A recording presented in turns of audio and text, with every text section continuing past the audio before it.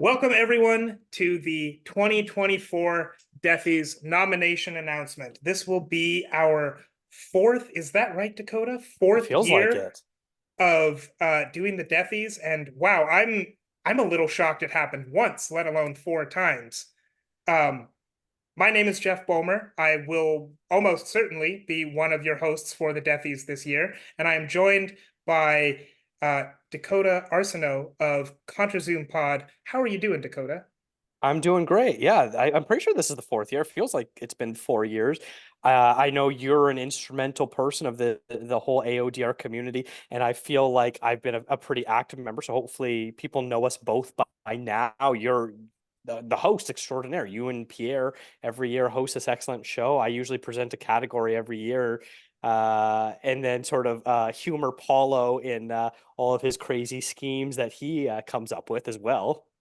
Yeah, and while, you know, the two of us people will be very familiar with, but just you bringing up all of these names, what I do want to point out is that my favorite part of the Deathies every year, and this is going to be just a little bit more of a commercial than I intend it to be, but my favorite part of the Deathies every year is the community coming out, and I am so excited this year to see who we can bring out. I've heard some of the pitches for sketches, and there's so much good stuff. I'm excited for my hosting gig. I'm excited for everyone who I've heard is putting something together. I've seen some works in progress as well. It's going to be such a great show, and it will be the night before the Oscars. That is March 9th, I believe.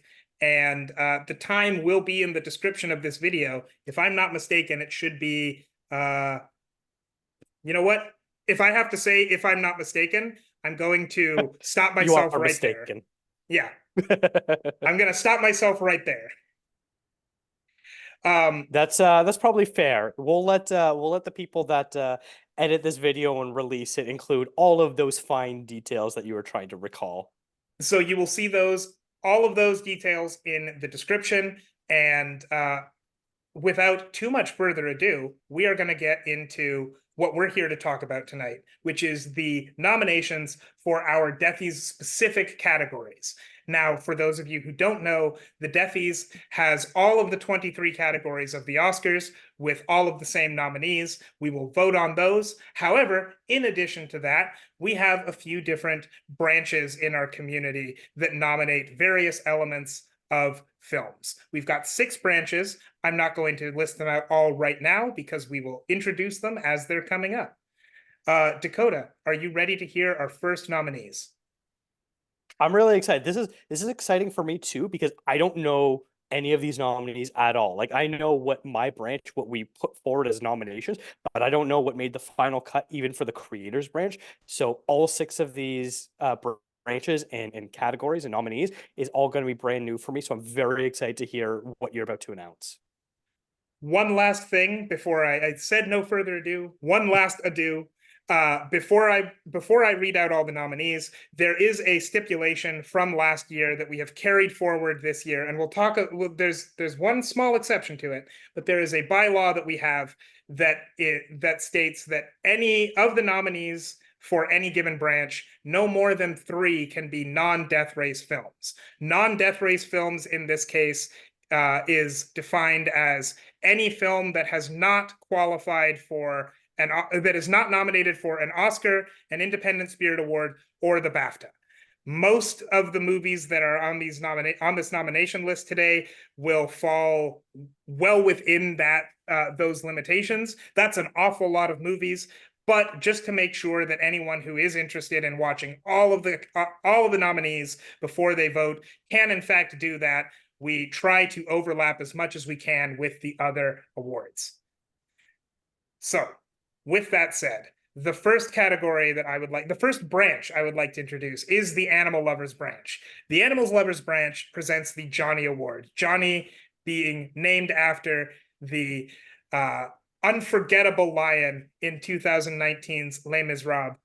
And the Animal Lovers branch presents the Johnny Award to the best animal performance in a film of the year. So our nominations for the Animal Lovers branch are Snoop from Anatomy of a Fall, played by Messy the dog.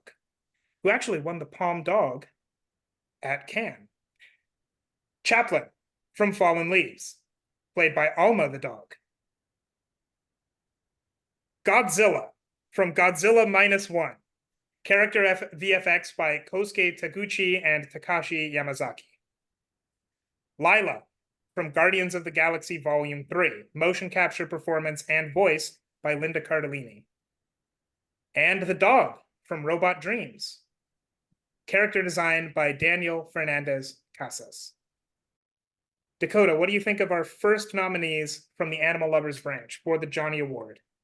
Well, I haven't seen Robot Dreams yet. That's still on my death race list, so I can't really comment about that. But the other four, those are some really strong nominees, and I sort of appreciate that we got the mix between real animals in both Anatomy of a Fall and Fallen Leaves to excellent dog performances. I know a lot of people were hoping Snoop would even, maybe get a supporting actor nomination. Who knows? Maybe. I don't know.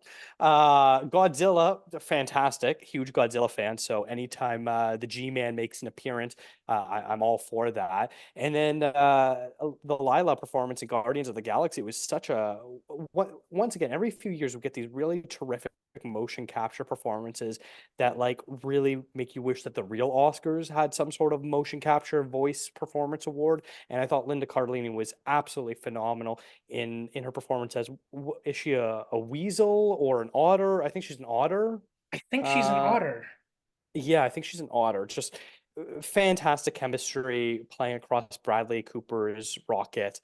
But yeah, that is a phenomenally stacked category this year. And as a huge fan of Fallen Leaves, I'm rooting for that, but I think the front runner is probably going to be from Anatomy of a Fall if I'm just putting that out there now.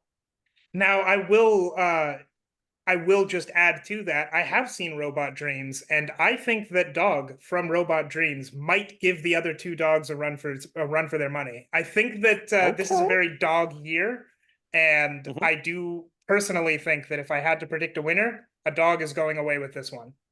Yeah, even though one of the dogs actually played dead. See, that's the thing. I think it's between Snoop and Dog personally, but I am happy to be surprised. I'll be very curious to see what the Animal Lovers branch votes for this because the Johnny really is the most prestigious award because that's what the whole AoDR mascot is based around Johnny the Lion. So this is a really big important award to win. We're starting off strong. We're starting off with a strong category for the most important award. Maybe not even arguably. I think it just is. It kind of is the face of the whole AoDR experience. Dakota, I'm going to pass it over to you. Are you ready to talk about our second branch, the creators branch? I'm ready. I am a creator, so let's talk about the creators branch. If you don't know about the creators branch, it is there for anyone that writes reviews, does podcasting, vlogging. They work in the film industry. They're an actor, whatever it is that they feel that they create. They're a musician that they are putting their work into the world for other people to enjoy. That is what the creators branch is for. And from it, the creators branch award is the biggest cow. And that's not necessarily what was the best movie or the movie however you want to sort of say it. But the point of the award is that it creates the most secondary content. So that could be positive, that could be negative, it could be anything, as long as it's generating some sort of discussion beyond the movie itself. So that could be, think pieces, podcasts, reviews, parody songs, whatever you want to think about that could be secondary content. That's what the biggest cow wants to honor. And so the nominees this year are Barbie, Killers of the Flower Moon, Oppenheimer, Saltburn, and Taylor Swift: The Eras Tour. So, just reading those nominees off, what are your initial reactions there, Jeff? Well, initially, when I had read those, I was prepared to say, cool. I think we've both done episodes on our podcasts, Classic Movies Live and Contra Zoom Pod, about all of these, but I don't think that is true. I know that that on my show, we've done episodes of Barbie, Killers of the Flower Moon, and Oppenheimer, but we never had a chance to talk about Saltburn or Taylor Swift. I'm in the same boat as you. The latest episode that's coming out is going to be talking about both Barbie and Killers of the Flower Moon, but I have already done one about Oppenheimer. Saltburn, loved it, really loved it. Have not had a chance to talk about it, although there was plenty of discussion about that. You can pick your description of what part of the movie you want to talk about, and there's been some sort of a think piece written about it, whether it's Mhm. the final dance, the grave scene, the bathtub scene, and that's all I'm gonna say without spoiling too much. I'm sure if you've seen the movie, you know exactly what I'm talking about. And then, of course, Taylor Swift The Eras Tour, where it sort of feels like I feel like it's so overplayed, this idea of, oh, it's revolutionizing movies or it's bringing people back to the movie theaters and things like that. But that really was a huge point of discussion for Taylor Swift's concert movie, of just what an experience it was for fans to watch this tour, whether they were able to see it in person or they weren't able to get tickets, like me, and wasn't able to get any tickets for one of the 6 Toronto shows or 3 Vancouver shows. Couldn't get a ticket for those. You could see it on the big screen and see what it was like, and the sort of, whether it's TikToks or just photos, everything that was sort of generating from that movie was massive, massive. And what I think was really interesting about it is, I mean, I live in Toronto. If there's ever an event movie, whether it's a big event or just a Fathom Events distributed movie, it happens in Toronto. It comes here. So there are concert movies being in theaters here is nothing new. But Taylor Swift was so much of an event that, like, the concert movies I've been to here, I rarely see them actively completely full. But Taylor Swift was an event on the level of Barbenheimer just a month before, which is which is really remarkable. I can't fully say I understood, but I did see the movie and I enjoyed it. But I think that it was a bit inescapable just in how big it became. And I personally read a lot of interesting articles talking about not just reviewing the movie, but about the impact of this movie, which is, for any in any given year, articles will be written about the impact of movies that came out that year. It is very rare for those articles to be written about a concert movie. Hmm. And one that, as far as I recall, was independently released as well.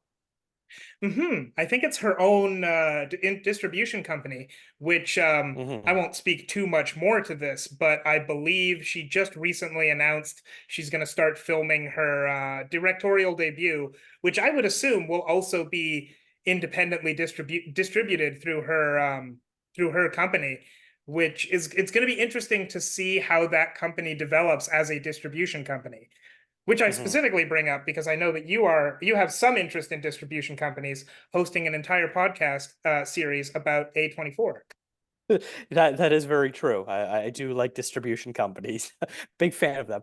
And then obviously I think for this category, you cannot overstate the importance of Barbenheimer. You mentioned Mhm. it already, both Barbie and Oppenheimer, whether you want to look at them as two individual entities or the fact of how the movie year itself was so wrapped up in their combined marketing. These two movies had to have made the list. It would have been honestly inconceivable for the two of them to not make it. In Killers of the Flower Moon was created a lot more discussion, and I think has a lot to do with the way representation is done and a dialogue as far as how you are representing and portraying indigenous cultures, and what does that mean being directed by someone like Martin Scorsese, and all that sort of stuff was a very interesting and fascinating discussion to sort of hear a whole bunch of different viewpoints that we don't normally get. So this is once again a very stacked category.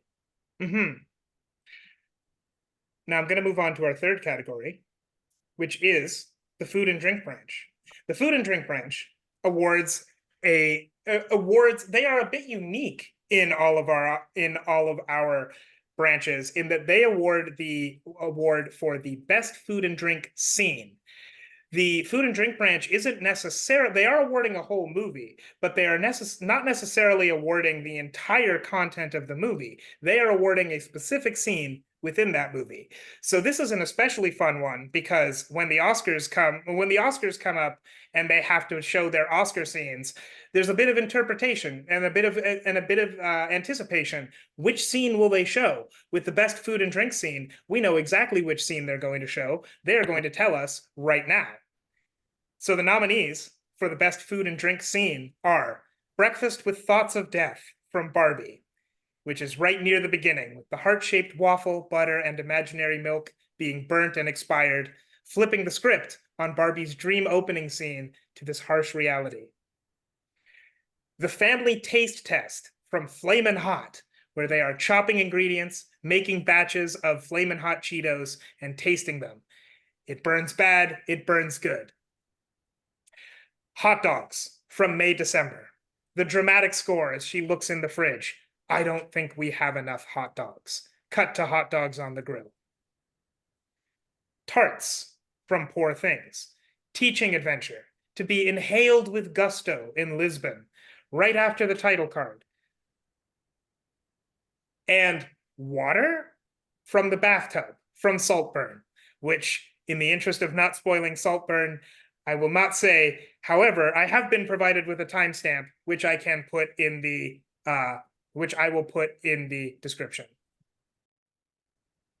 Food and drink branch, why? Why did you have to do that? No, no, no. Oh God. So I can Normally already this tell, very strong category. normally this category, when you read it out, I'm just like, oh man, I just had dinner, but I'm still hungry. I could go for some of that food. And there's a bit of a definite lack of, damn, I'm really hungry right now as far as this category goes. I think Um, I've been reading these all out in alphabetical order, and I am so happy that that is alphabetical order for the food and drink branch. yeah, yeah. I I am loath to award anything to a Diane Warren movie, but I will say that the scene in Flaming Hot, I just watched it the night before we had recorded this. That was a pretty good scene, and watching them make all these different sort of salsas and cooking different peppers and experimenting with that was a pretty tasty scene, and sort of made me go like, damn, I could go for a bowl of nachos and salsa right now. So I think that's maybe my favorite by default of it's the tastiest of all the nominees. Well, you mentioning that has made me think of a bowl of nachos and salsa. So I may do that right after we finish this announcement video. You're welcome. Thank you. So, Dakota, I'm going to move on to our next branch. Well, I'm going to ask you to move on to our next branch, the indie branch. Okay, so yeah, I'm very happy. The indie branch is back thriving after last year, a bit of a down year. We're more popular than ever compared to last year. But basically, this is the 2 indie for Oscars. And basically, the main criteria is, did your movie get ignored at the Oscars? Great, you are now eligible for the indie branch award for the 2 indie for Oscars award. So remember when Oscar nominations came out and you were looking over it and you were like, where's this movie? And where's this movie? And I'm so mad that this one got snubbed. Well, now is your chance to vote for one of these movies in the indie branch. So the nominees this year are All of Us Strangers, The Artifice Girl, Bottoms, Monster, and Upon Entry. So very stacked category. I know All of Us Strangers was probably the movie that most people were upset missed at the Oscars, whether it was a Best Actor nomination for Andrew Scott or a Best Original Screenplay nomination, what might have you. But yeah, that's definitely going to be probably one of the front runners.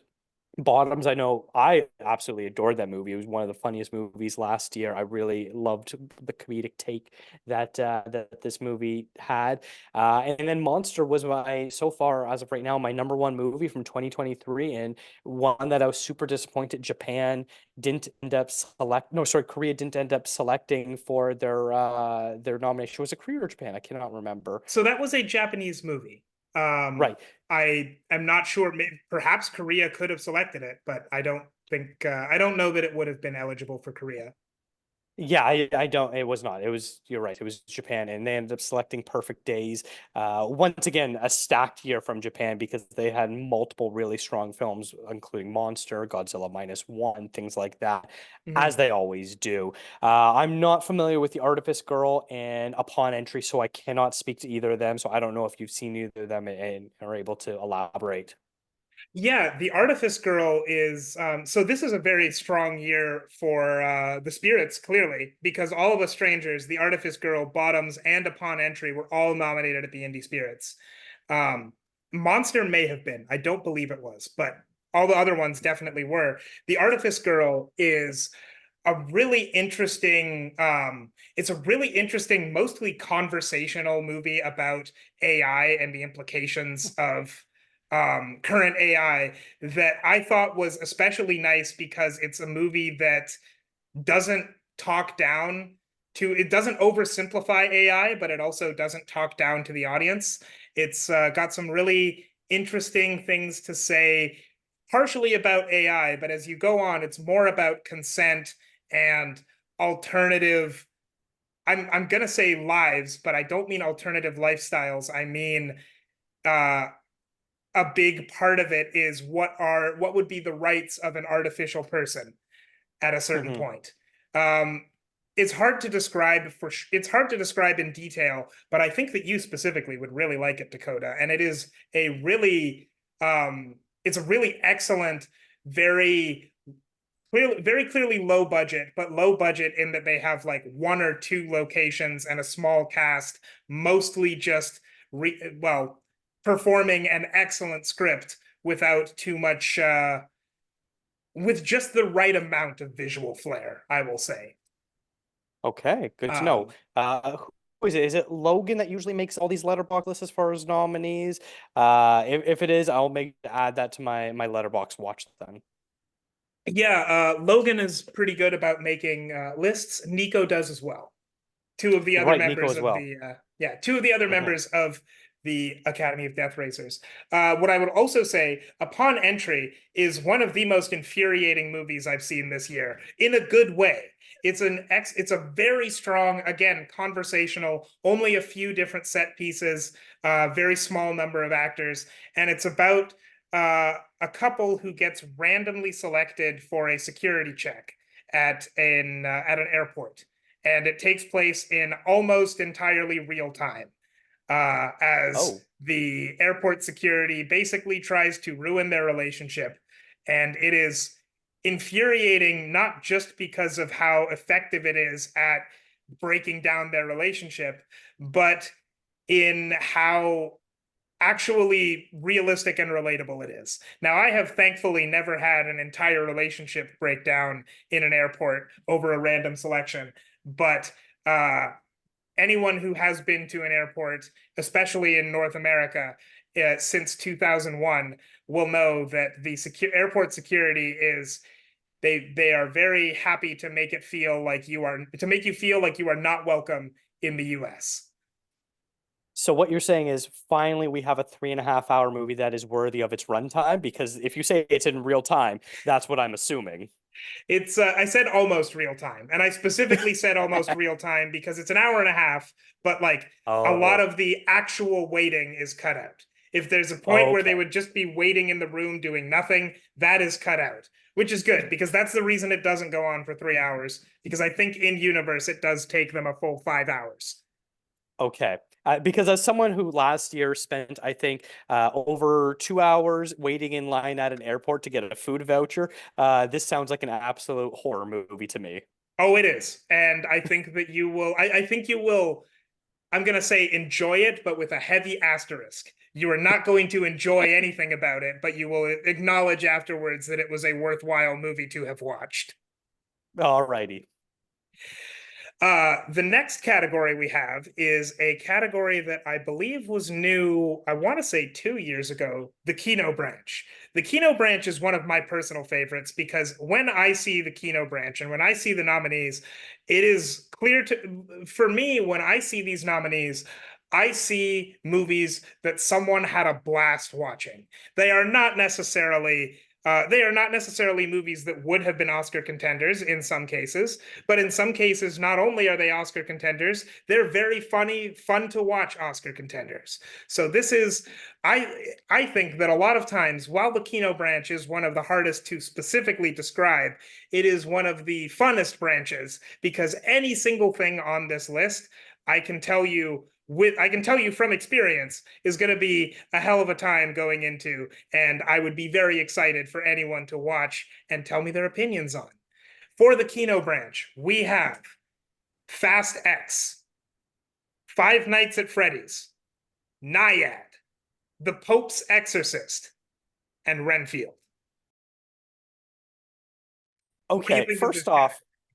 first off, as someone who is not generally a Kino fan, I resent to the fact that Renfield is included in this because that's a genuinely great movie. It is. You all should be ashamed.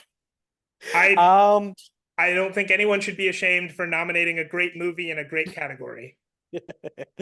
I jest. Yeah, this is an interesting category. I have only seen Naiad and Renfield. I am obviously familiar with the rest of them. Naiad is just a bad movie in general, so I'm a little hesitant to give any sort of praise. Although Jodie Foster is quite good in that movie, I will counter with that Jodie Foster was very, very good. Mhm. Yeah, Renfield's absolutely amazing film, and it was one of those ones that kind of came and went very quickly in the theaters, and it's sort of a shame that it didn't get an audience it maybe deserved because I feel like we've been waiting for Nicolas Cage to play Dracula for a very long time, and he is basically the perfect Dracula. And I also thought with Renfield, I never got the chance to talk about it in long, excruciating detail on a podcast, for example. But with Renfield, beyond just Nicolas Cage, I thought it was a really affecting and effective portrait of an abusive relationship within a genre that doesn't normally allow for that. Mhm. I've seen movies that are very effective portraits of abusive relationships, and they're also really, really, harrowing and hard to watch. Renfield was not hard to watch, but it also managed to scratch that same itch, and it was very smart, I thought, about some of the some of the things it said about the nature of abusive relationships. Very entry level, but I didn't want much more than that. I think it might be hard to go much more than entry level in a movie that features Nicholas Hoult ripping two guys' arms off mid jump. It is true, yes.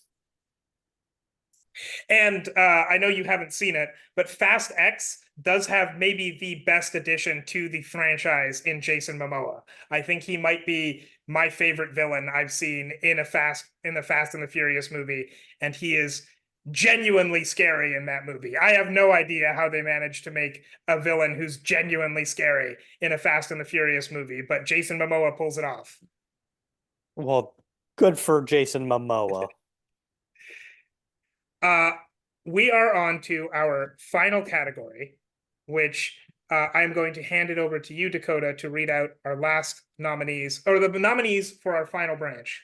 So this is the queer branch, which is giving representation to the LGBTQ plus community in film and wanting to highlight all these great queer stories that span the spectrum. And so it's always such a great award that really highlights some truly excellent films that don't often get the recognition that they deserve. And so this award is the Queer Palm de AoDR Queer Palm d'Or, d'Or. I do you have a preferred way to pronounce that? I believe that you were the first person and one of very few who's ever had to say that out loud. Great. So just clip that whole part out and let's never mention that again. And I will say the nominees. So they are All of Us Strangers, Bottoms, Kokomo City, Passages, and Theater Camp. If you were to ask me to predict which ones were going to be on here, I think this list would be pretty close to what I would have come up with. There's some really excellent films. I'm not surprised at all that All of Us Strangers made the cut here. Same as Bottoms. They were the two films that also made it into the indie branch, and I think those are movies that people had really hoped would find an audience within the award circuit and get its recognition. And I know All of Us Strangers is getting plenty of, Independent Spirit Awards, BAFTAs, things like that. But Bottoms seems to have mostly been shut out as far as I'm aware. Kokomo It's a City Spirits nominee. is excellent, excellent. Kokomo City is a movie that I'm not super familiar with. I've seen bits and pieces of it, and it looks super fascinating. I do really want to see that documentary. Passages was unfortunately another one that I missed this year, but I know got a ton of praise. And Theater Camp, I just adore that. Camp Isn't Home should have been one of the nominees for best original song at the Oscars this year because they somehow managed to take this, what looks like this improvised bit where someone is improvising a song that they said that they've already written. And, you can kind of guess it just goes way too long. It's rambling. It doesn't really make any sense. It's really stupid. And you assume this was just an improvised bit that was a bit of a throwaway joke.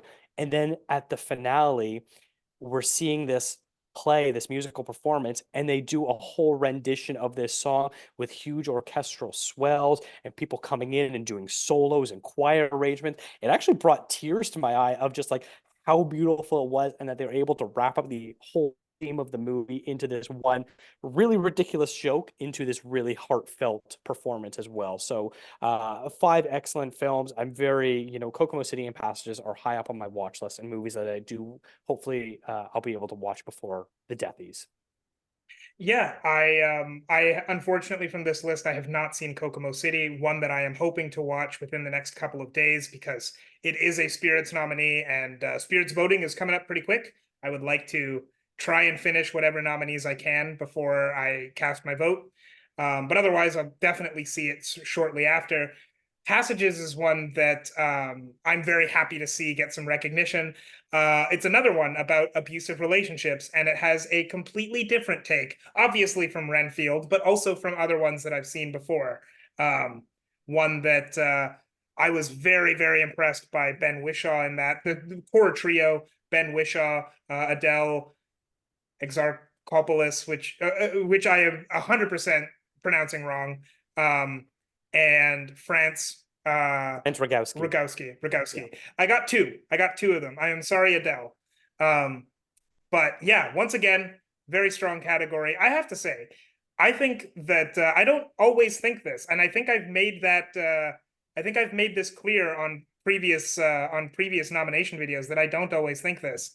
I think that this year is a very strong year for the Deathies. I think that all of the categories are ones that the ones where I have not seen all of the nominees, I am excited to finish them.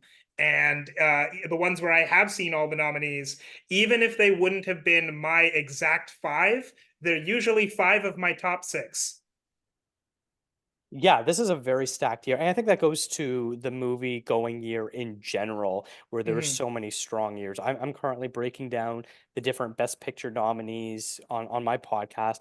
And I have to say, so many of the categories are just super stacked from top to bottom, where it's hard to argue. And it's like, yeah, I would love to see maybe some of my own personal favorites in there, but it's hard to remove any of these movies that have been nominated. And I gotta say, very similarly to all the different branches this year, I haven't seen every movie, but all the ones I've seen, I cannot argue with their decisions. There's some very excellent choices here. And I think voters are going to have a really hard time voting within their respective branches. Yeah, I know I am going to have a very hard time voting for any of these. Hmm. I'm very excited for when Deathy's voting finally opens and when we finally see who the winners are because when the actual ceremony happens today, I knew all the nominees before Dakota. When the actual ceremony happens, there's only one person who knows all the winners, and that person is not me.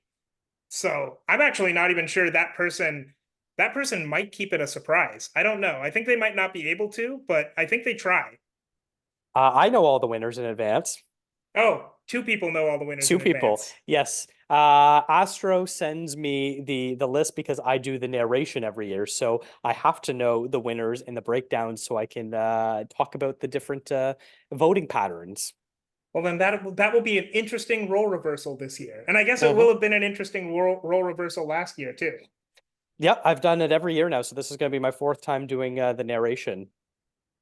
Well, I am equally excited for my fourth. Well, I'm excited for your fourth time doing the narration, and I'm equally excited for my fourth time hosting. And I hope that everyone listening and everyone watching out there today is also excited for the Deathies on March 9th. All of the timing information is in the description below, and should be on this end card that we're going to have here. So I am excited to see everyone here. Thank you once again, Dakota, for helping me announce all these nominees. And I will talk to you again before, but definitely on March 9th. Thank you very much, Jeff.